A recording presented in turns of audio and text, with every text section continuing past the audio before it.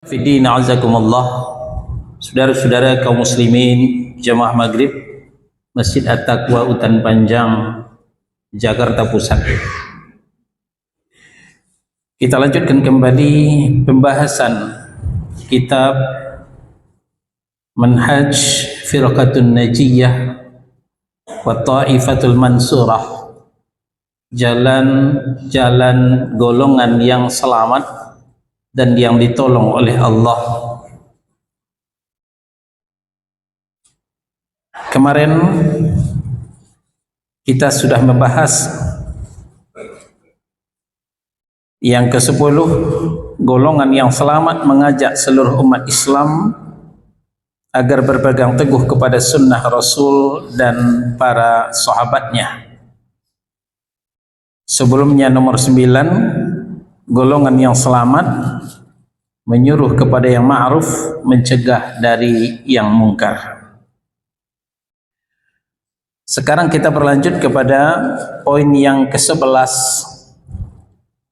golongan yang selamat mengingkari peraturan dan perundang-undangan yang dibuat oleh manusia jika bertentangan dengan ajaran Islam. Jika bertentangan dengan ajaran Islam. Nah, jadi peraturan dan undang-undang yang dibuat oleh manusia sepanjang tidak bertentangan dengan ajaran Islam itu masih boleh kita terima dan kita amalkan. Tapi ketika peraturan dan perundang-undangan itu bertentangan dengan ajaran Islam, maka ketika itu kita wajib untuk meninggalkannya. Kita tidak boleh mengikutinya. Karena itu sama saja dengan kita telah mempersekutukan Allah dalam ketaatan yang disebut dengan asyirku fit ta'ah, syirik dalam ketaatan.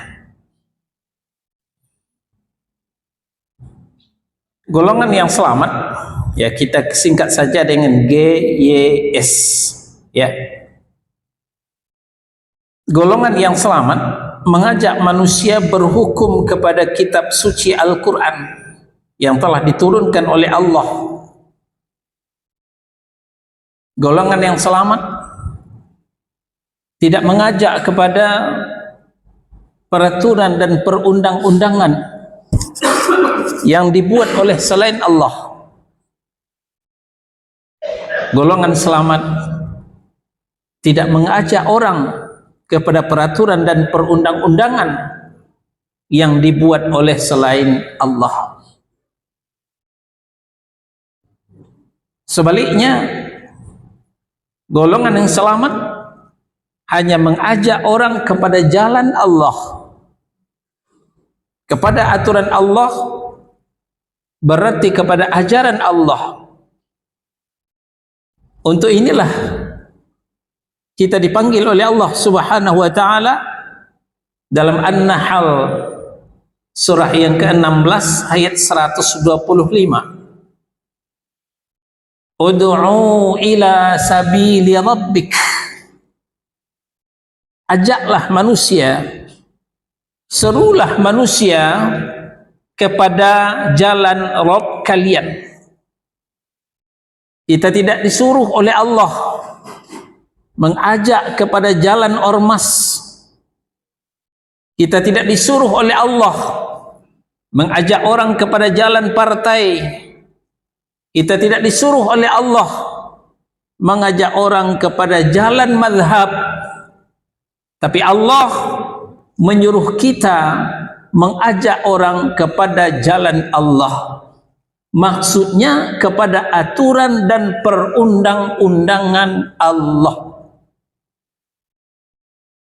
Nah, maka ketika ada aturan dan perundang-undangan lain yang bertentangan dengan aturan dan perundang-undangan Allah, golongan selamat menempati front terdepan untuk mencegah orang dari sana, untuk mencegah orang dari sana. Nah, itulah yang dimaksud oleh judul golongan yang selamat mengingkari peraturan dan perundang-undangan yang dibuat oleh manusia jika bertentangan dengan ajaran Islam. Kita ulang, jika bertentangan dengan ajaran Islam. Tapi kalau tidak bertentangan dengan ajaran Islam, maka kita tidak mengingkarinya.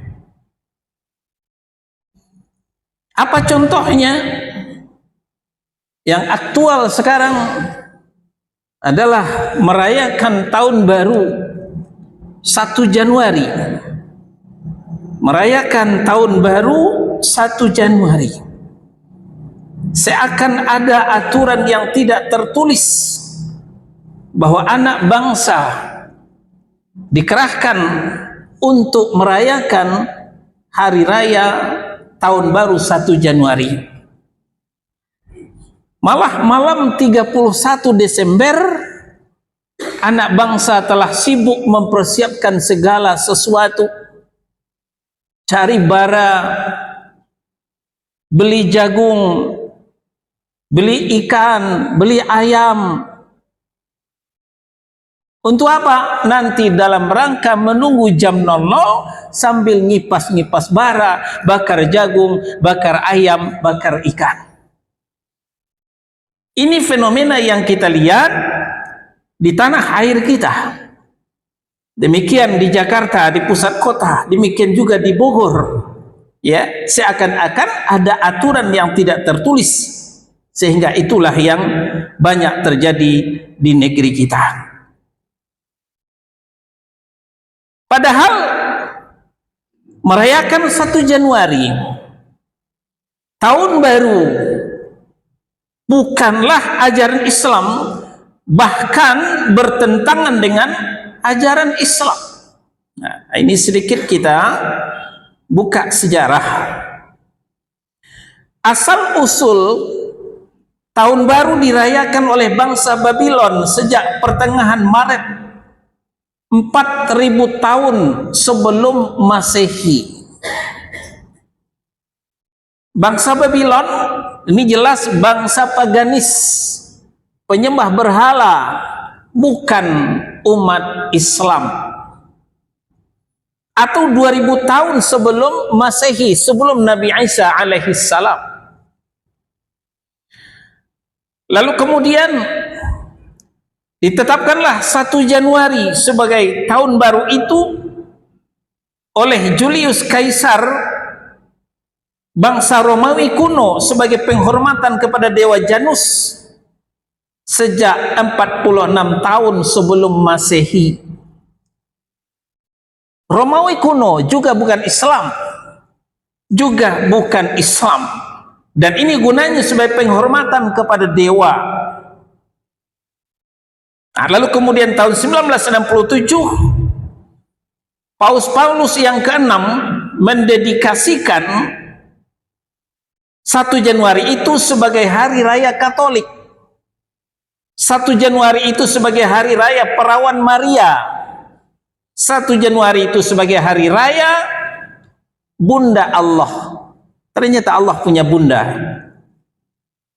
Subhanallah amma yasifun.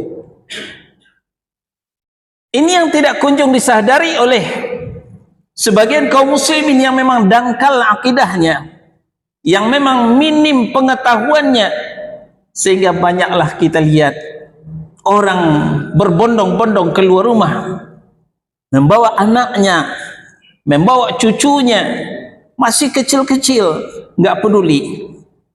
Saya qadarullah, malam tahun baru kemarin bertugas di Atakwa juga, tapi Atakwa Pasar Rumput. Pulangnya saya lihat, saya udah 10:30, ya, masih di perjalanan menuju pulang. Apa yang saya lihat? Ibu-ibu menggendong bayinya, anaknya yang masih kecil, untuk perayaan malam tahun baru. Di segi kesehatan sudah nggak masuk, belum lagi di segi kacamata akidah. dalam rangka merayakan hari raya orang kafir. Nah, aturan yang tidak tertulis inilah golongan yang selamat mengingkarinya. Golongan yang selamat mengingkarinya. Maka di antara kaum muslimin yang sudah mengenal sunnah, yang sudah mendalami akidah, yang sudah belajar tauhid, mereka tidak akan pernah mau lagi untuk keluar walaupun hanya sekadar untuk bakar jagung, walaupun hanya sekadar untuk bakar ayam dalam rangka menunggu jam 00 tersebut. Ini subjudul yang pertama, golongan yang selamat mengajak manusia kepada kitab suci Al-Quran, kepada kitabullah Al-Quran yang diturunkan oleh Allah. Lalu subjudul yang kedua, untuk apa itu semua? Itu semua adalah untuk kebahagiaan manusia itu sendiri, baik di dunia maupun di akhirat. Ya, untuk kebahagiaan manusia itu sendiri, baik di dunia maupun di akhirat. Di parkir sana bermacam-macam merek mobil. Ada Mitsubishi, ada Honda, ada Suzuki, ada Toyota. Masing-masing mobil itu oleh pabrik dilengkapi dengan buku petunjuk. Anda maunya mobil apa? Mitsubishi, ini buku petunjuk. Rawatlah Mitsubishi sesuai dengan buku petunjuk. Anda mobil apa? Mobil Toyota, ini buku petunjuk. Rawatlah Toyota Anda sesuai dengan buku petunjuk untuk kelestarian, untuk lebih awetnya mobil Anda. Ketika Anda merawat mobil Anda tidak sesuai dengan buku petunjuk yang dikeluarkan oleh pabrik, maka tunggulah saatnya mobil Anda tidak akan bertahan lama. Berangkat dari contoh, kita ini adalah produk unggulan Allah. Kita ini adalah made in Allah. Allah yang telah menciptakan kita. Ternyata Allah juga mengeluarkan buku petunjuk untuk kelestarian hidup kita, untuk kemaslahatan hidup kita. Itulah dia Al-Quran. Buku petunjuk itu disebut dengan Al-Quran. Di samping nama lain Az-Zikra, sebuah peringatan, Al-Huda, sebuah petunjuk, Al-Furqan, sebuah pembeda. Nah, siapa yang mengikuti buku petunjuk Al-Quran, itulah yang akan mendapatkan kebahagiaan baik di dunia maupun di akhirat. Inilah yang dimaksud oleh Allah dalam Al-Ahzab surah 33 ayat 71. Wa may yuti'illaha wa rasulahu faqad faza fawzan 'azima.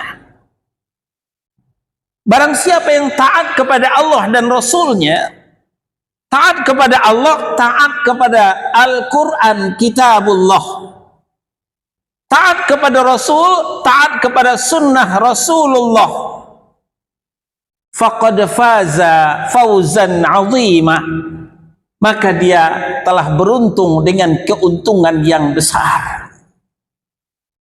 Keuntungan yang besar dimaksud, di dunia dia tidak akan tersesat jalan, di dunia dia akan dibimbing ke jalan yang lurus, dan di akhirat dia selamat dari ancaman api neraka.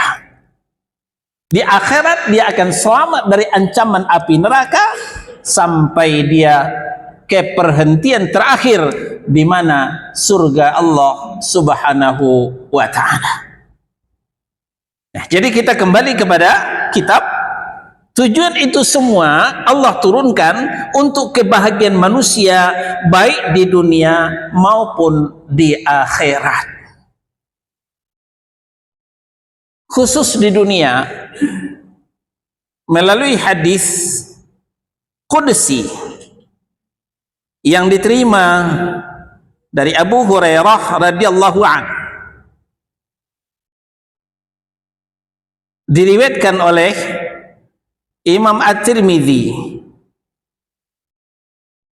ya, diriwayatkan oleh Imam At-Tirmidzi, Ibnu Majah, Ahmad dan lainnya.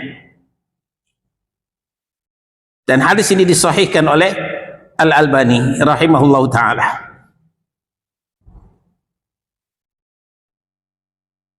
Berkata Abu Hurairah radhiyallahu an, anna Nabi sallallahu alaihi wasallam qala, sesungguhnya Nabi sallallahu alaihi wasallam telah bersabda.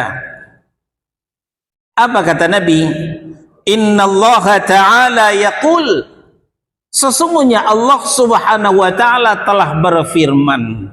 Tapi ini jangan dicari dalam Quran, enggak ketemu. Firman Allah yang tidak terdapat dalam Al-Quran itu disebut dengan hadis qudsi. Hadis qudsi. Innallaha ta'ala yaqul, sesungguhnya Allah Subhanahu wa taala telah berfirman. Apa kata Allah?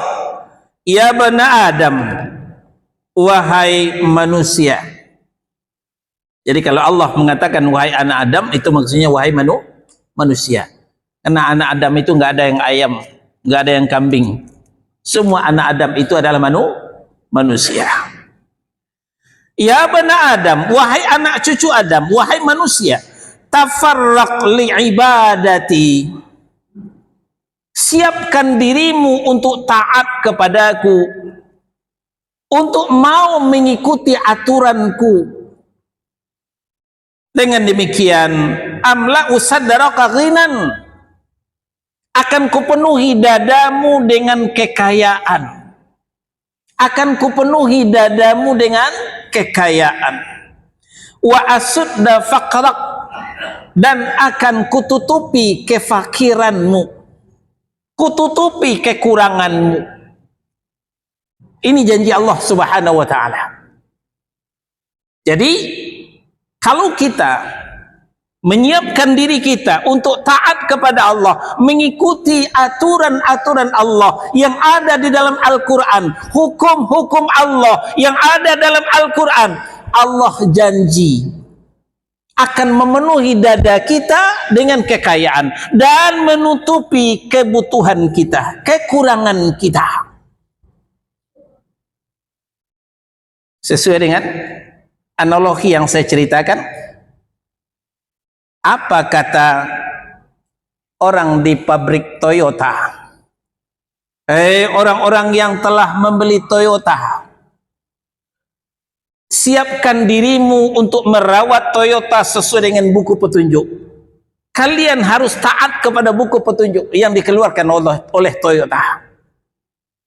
Dengan demikian, maka akan selamatlah mobilmu, akan awetlah mobilmu, akan jauh daripada kerusakan yang parah. Ini jaminan dari pabrik. Nah, pabrik saja yang manusia berani mengeluarkan jaminan, apalagi Allah Subhanahu wa taala yang serba maha. Masih kurang percayakah kita? Masih kurang yakinkah kita dengan jaminan dari Allah Subhanahu wa taala? Selamatnya hidup kita, bahagianya hidup kita, baik di dunia maupun di akhirat, tergantung ketaatan kita kepada Allah. Tergantung kesetiaan kita kepada hukum-hukum Allah Subhanahu wa taala. Tapi wa illa taf'al, kalau itu tidak kau lakukan, kau tidak menyiapkan dirimu untuk taat kepada Allah, masih membelelo, masih ngeyel, masih membangkang, tidak mau diatur, mala'tu yadaika syughlan walam asudda faqrak, kan kupenuhi kedua tanganmu dengan kesibukan, tapi tidak kututupi kekuranganmu, kata Allah Subhanahu wa taala. Bayangkan saudara-saudara, betapa banyak orang buka warung 24 jam. Warung 24 jam, tapi tidak kaya-kaya. Tidak kaya-kaya. Sibuk 24 jam kerja. Dari pagi sampai petang, lembur lagi malam. Serasa 24 jam tidak cukup untuk mencari rupiah. Terkumpulkah rupiah? Belum. Masih kurang, dan masih kurang. Kita lihat lagi pejabat-pejabat kita.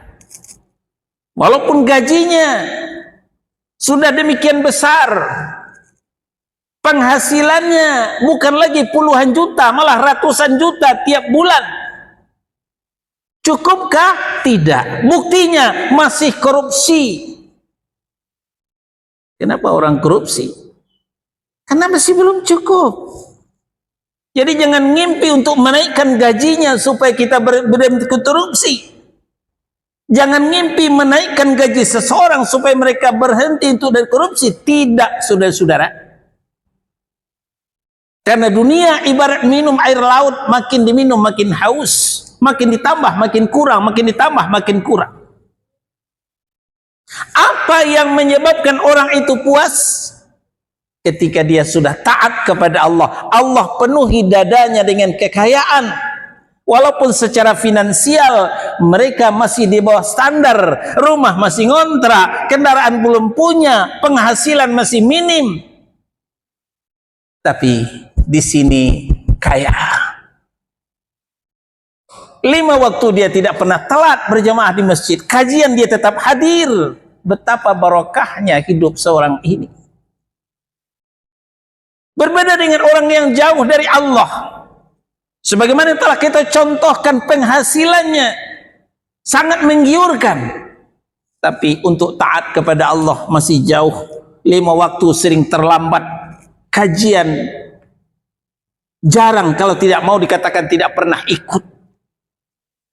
Ini menunjukkan dadanya gersang daripada kekayaan, dan Allah tidak tutupi kekurangannya. Nah, inilah janji, ya. Di dalam subjudul, tujuan Allah turunkan petunjuk itu adalah untuk kebahagiaan manusia, baik di dunia maupun di akhirat.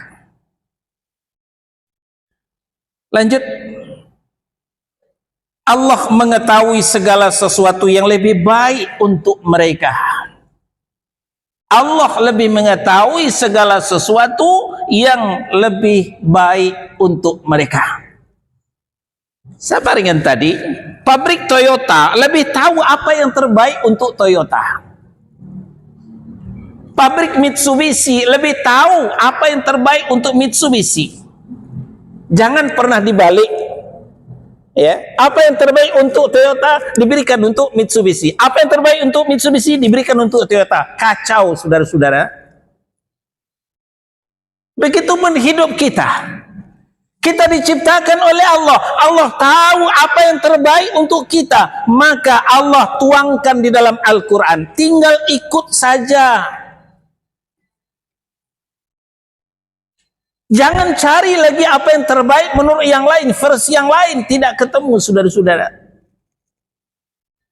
Walaupun secara logika susah untuk kita mencocokkan, secara ilmiah susah kita untuk menemukan, tapi demikianlah keilmuan Allah Subhanahu wa taala.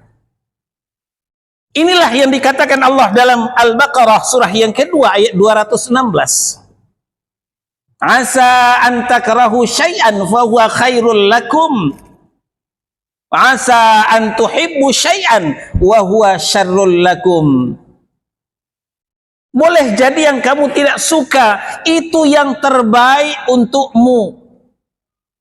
Boleh jadi yang kamu suka, yang kamu doyan, yang kamu demen itu sebenarnya tidak baik untukmu. Apa yang tidak suka?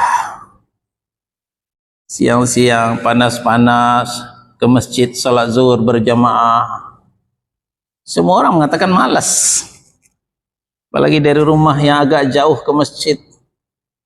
mau naik kendaraan tanggung, mau jalan kaki panas, ya. Namun karena panggilan Allah, kita tetap melangkah ke masjid. Wanita semua mengatakan gerah dalam suhu Jakarta yang tropis panas. Tapi karena tuntunan Allah memakai hijab, memakai kerudung, ya, itu bisa dilaksanakan. Nah, jadi kata Allah, boleh jadi yang kamu gerah, yang kamu tidak suka, yang kamu berat, itu lebih baik untukmu. Asa an takrahu syai'an wa huwa khairul lakum. Boleh jadi yang kamu tidak suka, itu yang lebih baik untukmu. Wa asa an tuhibbu syai'an, boleh jadi yang kamu suka, itu tidak baik bagimu. Bakar jagung malam tahun baru, ya. Bakar ayam malam tahun baru, bakar petasan, kembang api, tiup trompet ketika pergantian tahun, ya, pas di jam 00 dari 31 Desember 2023 beralih kepada 1 Januari 2024, itu yang kamu demen, itu yang kamu suka, itu yang kamu doyan, tapi itu tidak baik bagimu, kata Allah. Kenapa? Wallahu ya'lamu wa antum la ta'lamun.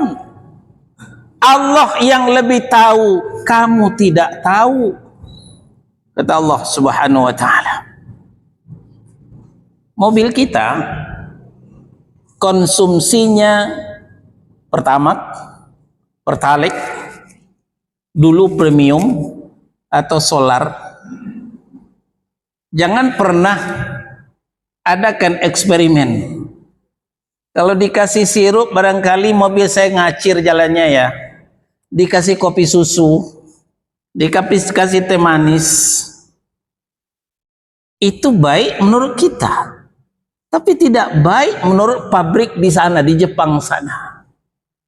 Jepang lebih tahu, kita tidak tahu. Jangan merasa lebih tahu daripada Jepang soal Toyota, soal Suzuki, soal Mitsubishi. Mereka lebih tahu daripada kita. Tapi itu pun kemaslahatan kita sebagai manusia, produk unggulan Allah, Allah lah yang lebih tahu daripada kita. Jangan kita merasa lebih hebat, jangan kita merasa lebih pakar dari Allah Subhanahu wa ta'ala. Maka jalan yang selamat tinggal nurut, tinggal ngikut apa yang telah diperintahkan Allah di dalam Al-Quran. Apa yang telah diperintah oleh Allah dalam Al-Quran, laksanakan. Apa yang dilarang oleh Allah dalam Al-Quran, tinggalkan. Tidaklah Allah memerintahkan kepada sesuatu melainkan sudah ada maslahat yang menunggu. Sebaliknya, tidaklah kita dilarang oleh Allah tentang sesuatu melainkan sudah ada mafsadat yang sudah menunggu. Nah, jadi kita tinggal ngikut, nurut kepada Allah Subhanahu wa ta'ala. Masih jauh, jangan tertipu dengan alarm. Ya.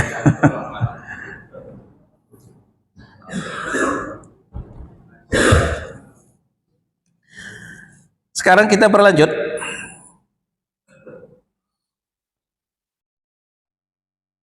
Hukum-hukumnya abadi sepanjang masa.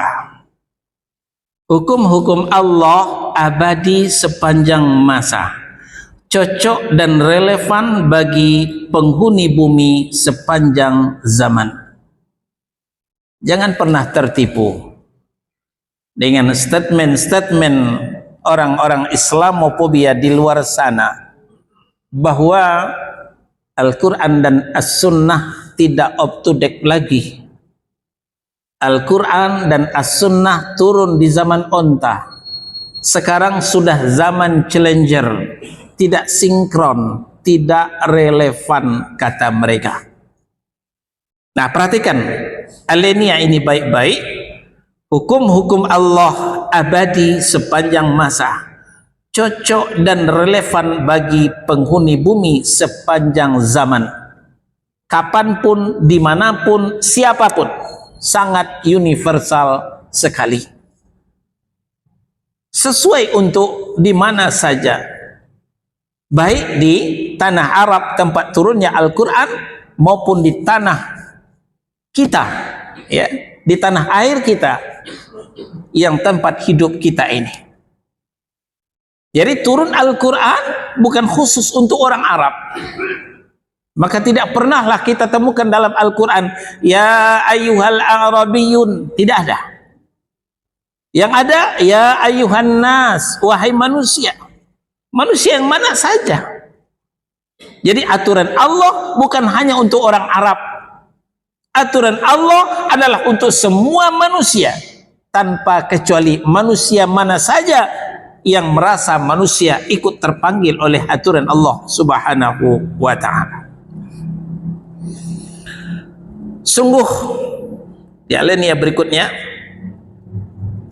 sebab kesengsaraan dunia, kemerosotan dan kemudaratannya, ya, kemundurannya khususnya dunia Islam adalah karena mereka meninggalkan hukum-hukum kitab suci Al-Quran dan sunnah Rasulullah Sallallahu Alaihi Wasallam. Umat Islam tidak akan jaya kecuali dengan kembali kepada ajaran-ajaran Islam, baik secara pribadi, secara kelompok maupun secara pemerintahan. Ya, ini perlu kita perhatikan. Kita ulang alinea terakhir ini, ya. Sungguh sebab kesengsaraan dunia, kemerosotan dan kemundurannya khususnya dunia Islam adalah karena mereka meninggalkan hukum-hukum kitab suci Al-Quran dan sunnah Rasulullah Sallallahu Alaihi Wasallam. Ayat yang sudah sering kita baca ada di Ar-Rum surah yang ke-30 ayat 41. Zahar al-fasadu fil barri wal bahri bima kasabat aydin nas liyudhiqahum ba'dalladzi 'amilu la'allahum yarji'un. Telah nyata kerusakan baik di darat maupun di laut. Di laut yang dimaksud adalah di pinggir pantai. Demikian kata ulama di kalangan mufassirin. Ya. Terjadi kerusakan, terjadi bencana baik di darat maupun di laut, di darat ataupun di pinggir pantai.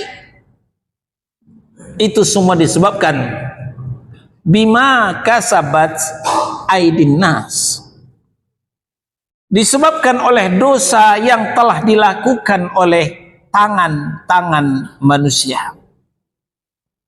Tangan kita ini kalau bergerak lepas dari kendali Al-Quran, maka itu dihitung dosa. Ya.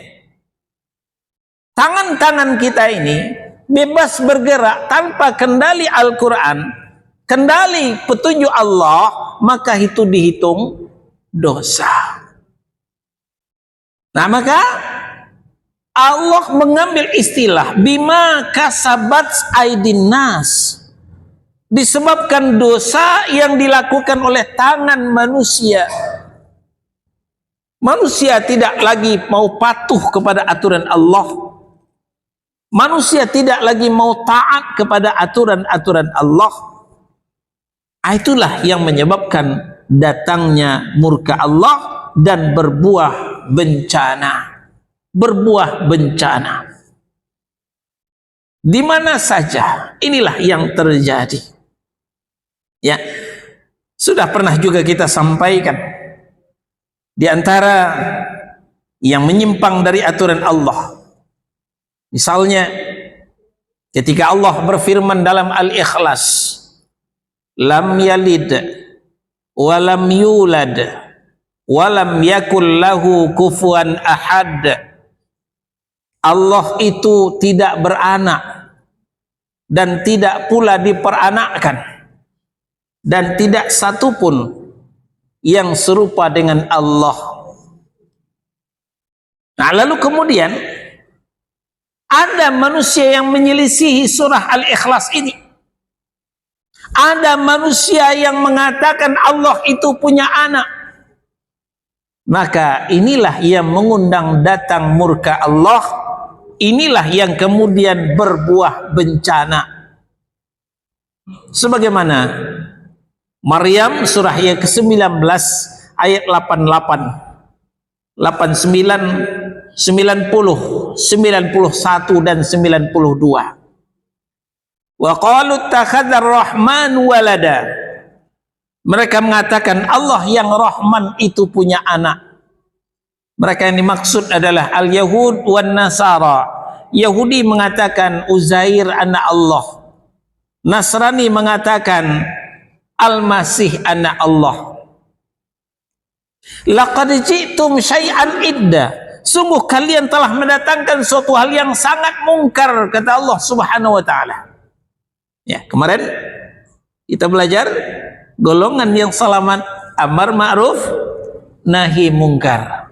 Menyuruh kepada yang ma'ruf, mencegah dari yang mungkar. Mencegah dari yang mungkar ada 3 klasifikasi. Ada 3 klasifikasi. Ya, man ra'a minkum munkaran falyughayyirhu biyadihi. Barang siapa di antara kalian melihat yang mungkar, cegah dengan tangan. Maksudnya dengan power, dengan kekuasaan. Anda seorang penguasa. Sebagai presidenkah Anda? Sebagai gubernurkah Anda? Sebagai bupatikah Anda? Wali kotakah Anda? Camatkah Anda? Lurahkah Anda? RW-kah Anda? RT-kah Anda? Cegah kemungkaran itu. Fa illam yastati' fa bilisani. Kalau tidak punya power, cegah dengan lidah, sampaikan secara elegan, secara baik-baik. Wa illam yastati' fa biqalbi. Kalau tidak mampu juga menyampaikan dengan lidah, cegah dengan hati, membenci. Wa dzalika ad'aful iman. Itulah gambaran iman yang paling lemah.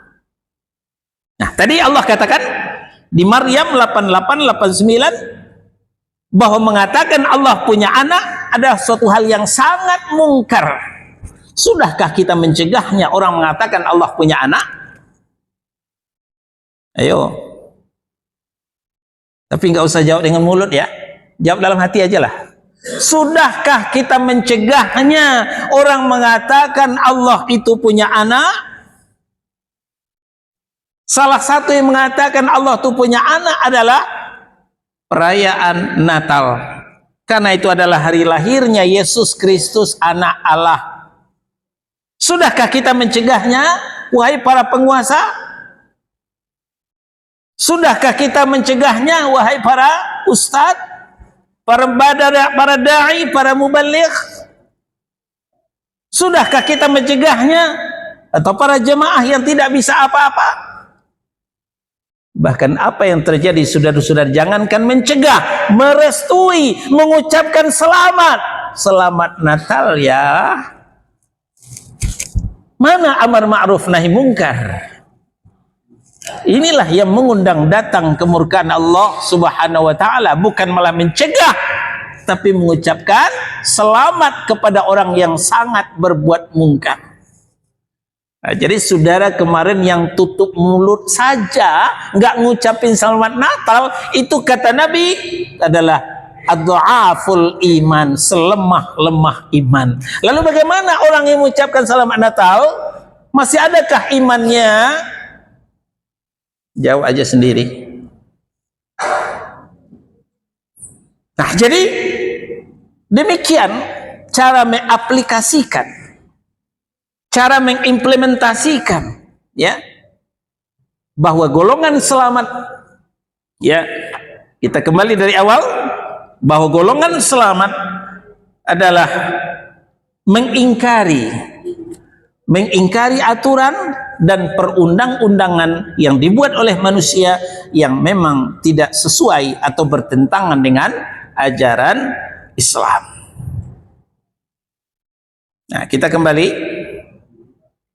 Sungguh sebab kesengsaraan dunia, kemerosotan dan kemundurannya, khususnya dunia Islam, adalah karena mereka meninggalkan hukum Allah ya, hukum-hukum kitab suci Al-Quran dan sunnah Rasulullah Sallallahu Alaihi Wasallam.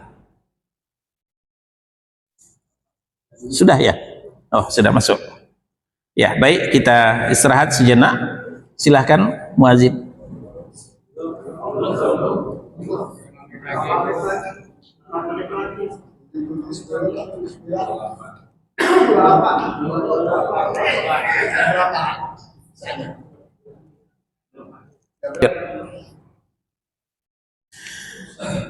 Umat Islam tidak akan jaya kecuali dengan kembali kepada ajaran Islam, baik secara pribadi, secara kelompok, maupun secara pemerintahan. Dan inilah PR kita, inilah tugas kita. Bagaimana supaya kita mengajak diri kita, mengajak keluarga kita, baru mengajak masyarakat kita untuk kembali kepada ajaran Al-Quran, ajaran As-Sunnah, hukum-hukum yang telah dikeluarkan oleh Al-Quran dan hukum yang telah dikeluarkan oleh Sunnah Rasulullah Sallallahu Alaihi Wasallam. Ya, ternyata kita tidak bisa diam saja menunggu. Kita harus berusaha. Ar-Ra'd surah yang ke-13 ayat 11. Innallaha la yughayyiru ma biqaumin hatta yughayyiru ma bi anfusihim. Sesungguhnya Allah tidak akan mengubah keadaan suatu kaum sampai mereka mengubah keadaan yang ada pada diri mereka sendiri. Ya. Jadi awal ayat ini diawali dengan inna, ya, litaukid, sungguh, ya. Ini enggak main-main. Ini serius, ya. Sesungguhnya Allah tidak akan merubah nasib kita sampai kita sendiri yang merubahnya. Nah, dalam menafsirkan ayat inilah orang banyak keliru. Ya, orang banyak keliru. Maka sebagian banyak yang mengartikan bahwa merubah nasib itu ya langsung dirubah sendiri. Kalau yang kita angkat cuman ini bisa kita angkat sendiri, ya. Tapi kalau yang kita angkat lebih berat daripada badan kita, mungkinkah kita mengangkatnya? Tidak mungkin. Kalau musuh itu 1 lawan 1, kita insya Allah bisa melawannya. Apalagi kita pernah belajar silat, belajar karate, ya, belajar bela diri. 1 lawan 1 kita masih bisa insya Allah. Tapi 1 lawan 10, mungkinkah kita melawannya? Apakah kita harus diam? Ini contoh, ya. Ini contoh saja. Jelas kita tidak diam dan juga kita tidak bisa melawan langsung. Kita menunggu pertolongan Allah Subhanahu wa Ta'ala. Inilah yang dilakukan oleh Rasulullah Sallallahu Alaihi Wasallam ketika perang Badar. 313 orang, sementara lawan 1000 orang, 3 kali lipat. Pasukan Rasulullah lemah, maklum, Ramadan. Perang Badar itu 17 Ramadan, Pak. Perang Badar itu 17 Ramadan. Orang berpuasa. Puasa jelas lemah. Persenjataan terbatas. Banyak yang jalan kaki dari Madinah ke Badar itu. Enggak semua naik onta, enggak semua naik kuda. Udah jalan jauh, berapa capeknya itu. Sementara dari Makkah, orang Quraisy, tentara terlatih, sudah biasa perang. Mereka perutnya penuh, makan, minum, fasilitas cukup. Apa yang terjadi? Ternyata 313 orang bisa mengalahkan 1000 orang. 70 orang mati sia-sia. 70 orang menjadi tawanan diseret ke Madinah. Sementara pasukan kaum muslimin tidak lebih dari 14 orang saja yang gugur sebagai syahid. Kenapa ini bisa terjadi? Inilah faktor X, pertolongan Allah Subhanahu wa ta'ala. Ya, nanti kita sempurnakan setelah azan Isya insyaallah. Silakan muazin.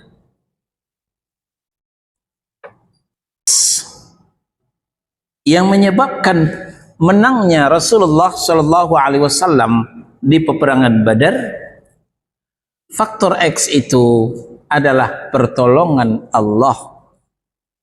Faktor X itu adalah pertolongan Allah.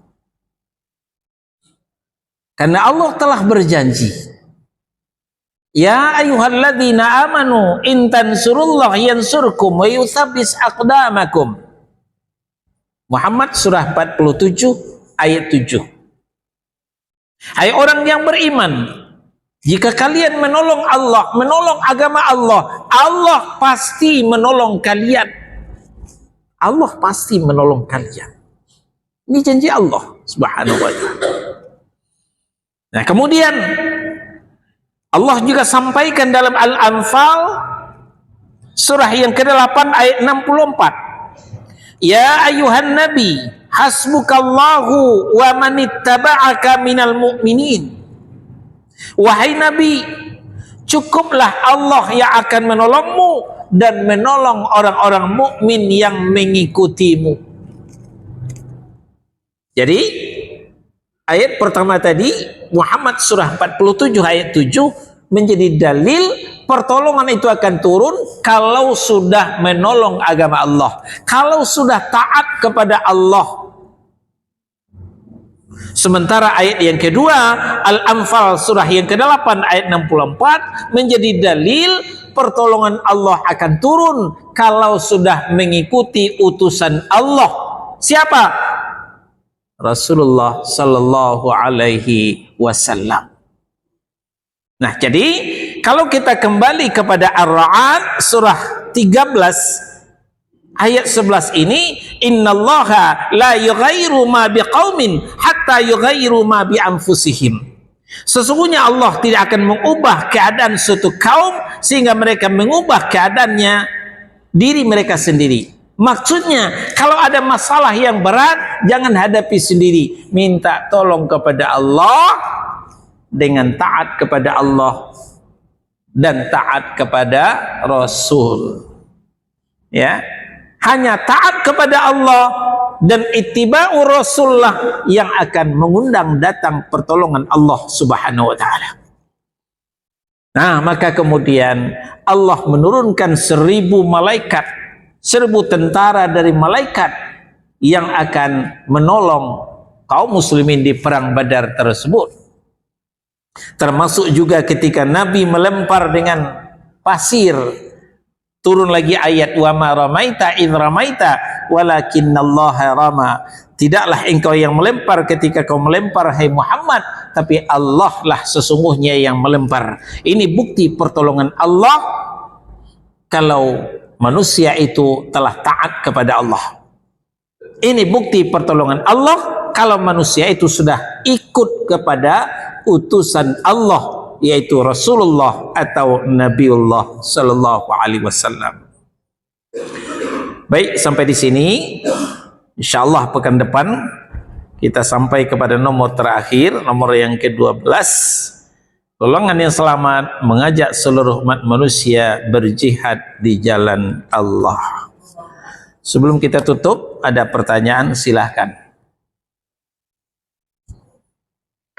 Pak Mustafa, silahkan. Ya.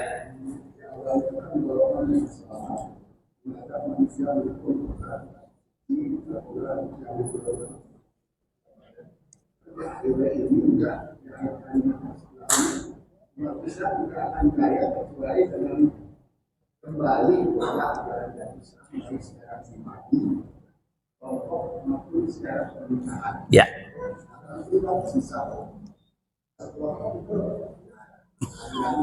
Ya.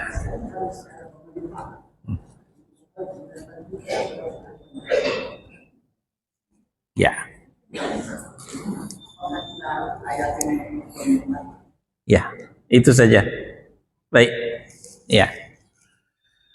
Jadi yang jadi pertanyaan, ya, saya ulang, mungkin bapak-bapak di belakang kurang mendengar. Pertanyaan Pak Mustafa, bukankah ya di sini dijelaskan ya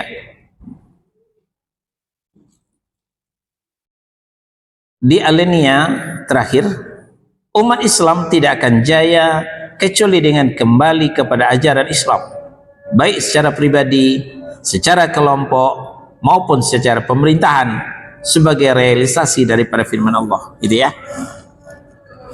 Secara pribadi, nah inilah kaji kita, ya.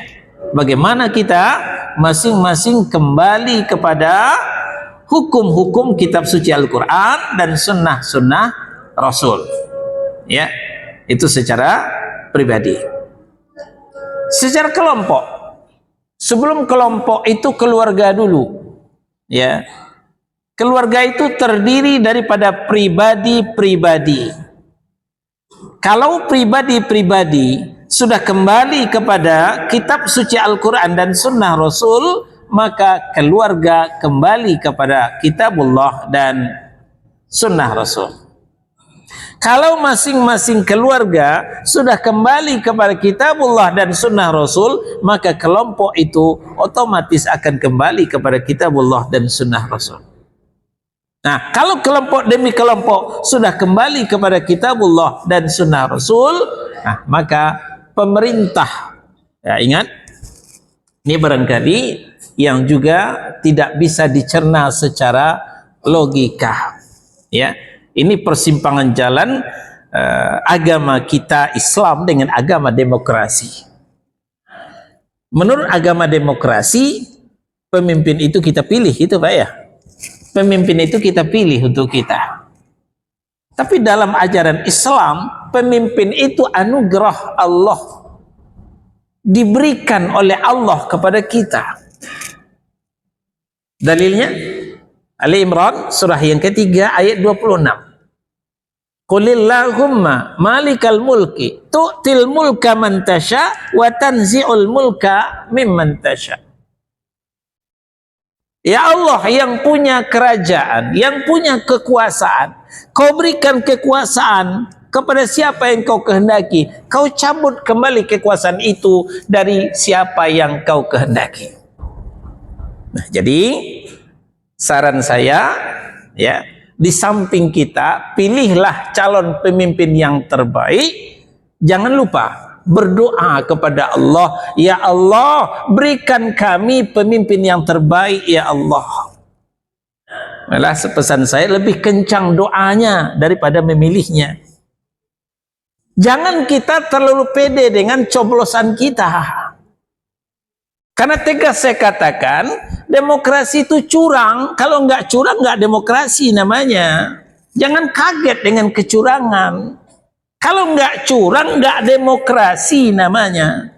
Jadi jangan terlalu percaya dengan coblosan. Udah saya udah coblos itu kok. Ya, jangan percaya. Nah, maka pertolongan Allah lah yang kita harap. Allah memberikan pemimpin yang terbaik untuk kita. Ini yang kita idamkan. Nah, begitu juga disesuai dengan sini, ya. Meninggalkan, ya, mana alinea tadi, umat Islam tidak akan jaya kecuali dengan kembali kepada ajaran Islam, baik secara pribadi, kelompok maupun secara pemerintahan. Jadi kita akan dihadiahkan oleh Allah Subhanahu wa taala pemerintah yang kembali kepada Al-Qur'an dan Sunnah kalau masing-masing kitanya sudah kembali kepada Al-Qur'an dan Sunnah. Ya. Kalau rakyatnya tikus, Allah berikan pemimpin tikus. Kalau rakyatnya sudah kucing, maka Allah akan berikan pemimpin itu kucing. Nah, jadi berusahalah masing-masing kita dulu menjadi yang baik, kembali kepada Al-Quran dan Sunnah.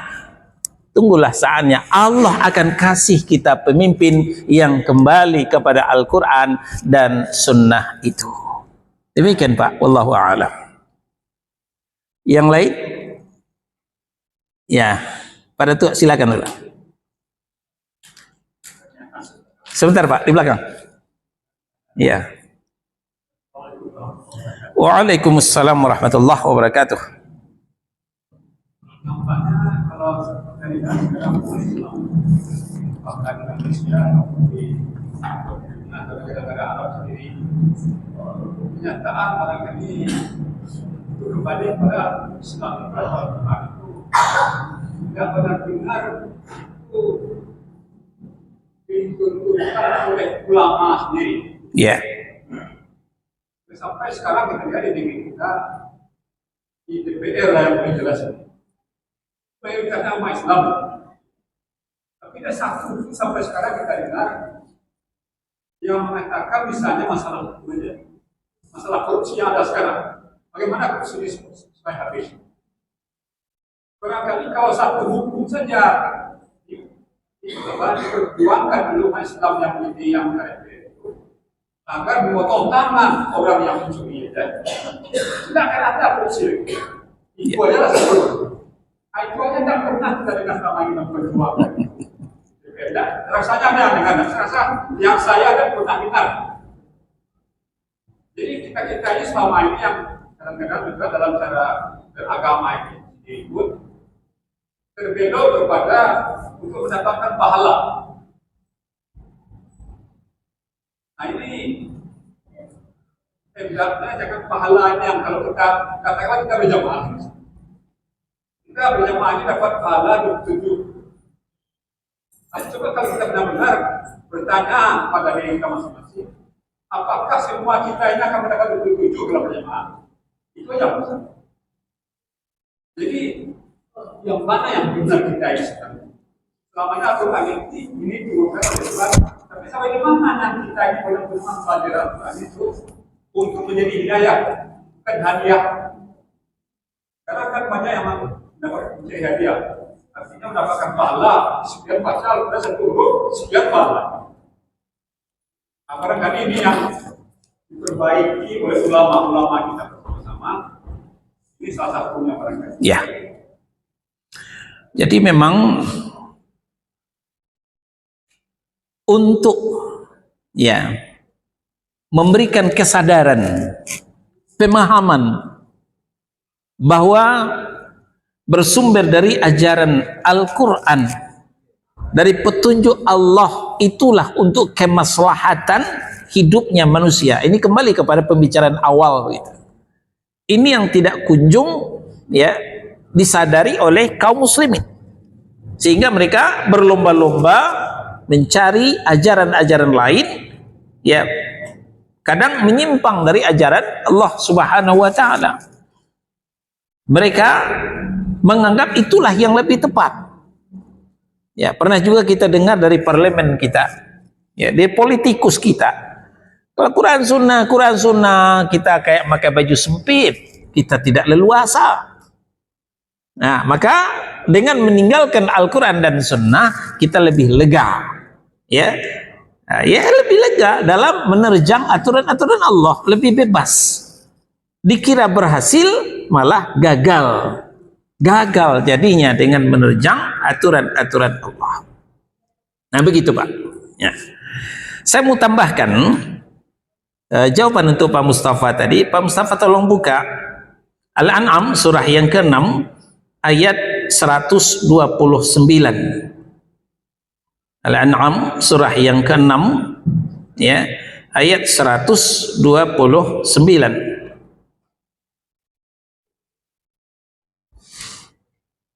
Ketemu Pak?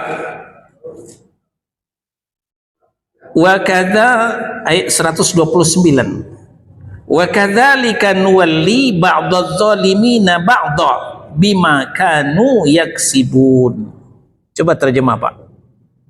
Dan demikianlah kami jadikan sebagian orang-orang zalim berteman dengan sesamanya sesuai apa yang mereka kerjakan. Itulah yang jawaban saya tadi. Jadi kalau rakyatnya sudah saleh, Allah beri pemimpin yang saleh. Kalau rakyatnya masih zalim, Allah akan beri pemimpin yang zalim. Ini ayatnya. Apa kata Allah? Wa kadzalika nuwalli ba'dadz zalimina. Tuh, ini lompat terus. Ya. Wa kadzalika nuwalli ba'dadz zalimina ba'dha bima kanu yaksibun. Ya.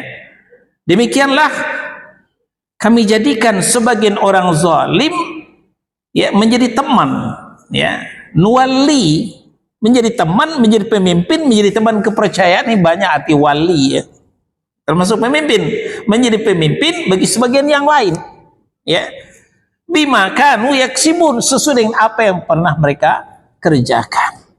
Jadi kalau kita zalim, Allah beri pemimpin yang zalim juga. Kalau kita musyrik, Allah beri pemimpin yang musyrik juga. Kalau kita bid'ah, Allah beri pemimpin yang bid'ah juga. Nah, makanya langkah awal ibdak binafsik, mulai dari diri Anda masing-masing. Kita dulu Al-Quran dan Sunnah. Kalau sudah masing-masing kita Al-Quran dan Sunnah, maka keluarga kita menjadi Al-Quran dan Sunnah. Kalau sudah keluarga kita Al-Quran dan Sunnah, masyarakat kita menjadi Al-Quran dan Sunnah. Bangsa negara kita menjadi Al-Quran dan Sunnah. Barulah Allah kasih pemimpin yang sesuai dengan Al-Quran dan As-Sunnah. Demikian Pak. Wallahu a'lam. Ya, ini belum ya Pak, silakan. Kita lihat bahwa ada pramuka dan memakai. Tolong agak singkat pertanyaannya Pak, diringkas, tutup poin. Ya, bagaimana sikap kita atau orang yang berquran, ya memakai pakaian bekas. Ya, Kita tahu bahwa dia muslim. ya, itu aja Pak. Ya,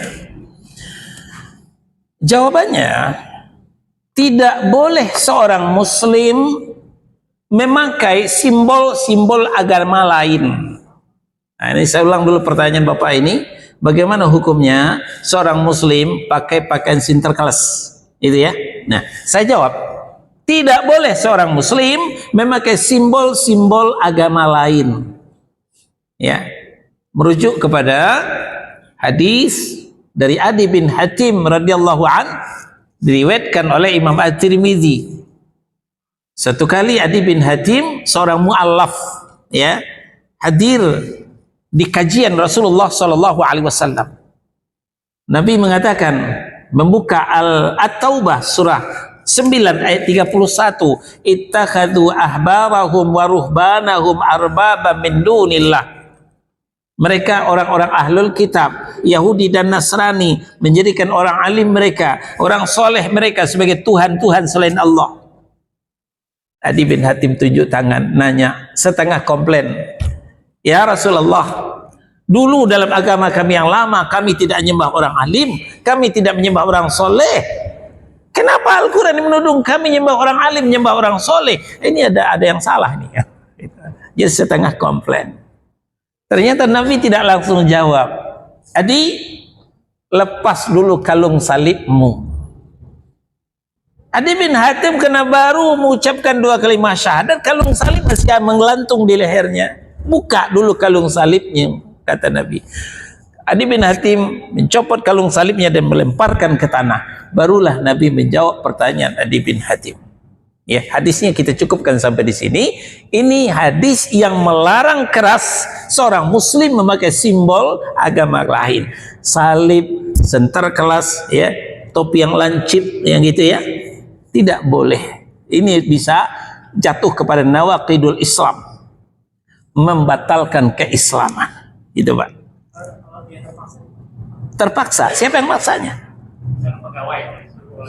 Nah, inilah kembali kepada tauhid rububiyah.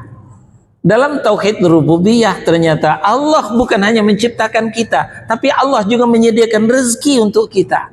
Ingat, rezeki kita bukan hanya di kantor, rezeki kita bukan hanya di pabrik, rezeki kita bukan hanya di perusahaan, rezeki kita di tangan Allah. Kalau tempat kerja memaksa kita, tinggalkan kerjaan itu, mundurkan diri. Insya Allah Allah akan beri rezeki dari tempat yang lain. May yattaqillah yaj'al lahu makhraja wa yarzuqhu min haitsu la yahtasib.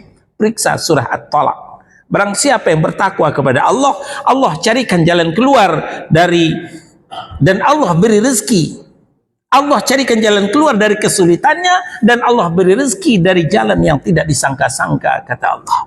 Nah, karena kita masih menganggap rezeki kita dari perusahaan, kita menganggap rezeki kita dari kantor, kita menganggap rezeki kita dari pemerintah, maka kita terkungkung, tidak bebas melaksanakan ketaatan kita kepada Allah Subhanahu wa taala. Kalau memang dipaksa, kita harus mengundurkan diri dari pekerjaan, karena hukumnya ini dosa besar, bukan dosa kecil. Wallahu a'lam. Saya kira cukup. Subhanakallahumma wa bihamdika asyhadu an la ilaha illa anta astaghfiruka wa atubu ilaik. Wassallallahu ala nabiyyina Muhammadin wa ala alihi wa sahbihi wasallam. Barakallahu li wa lakum. Wassalamu alaikum warahmatullahi wabarakatuh.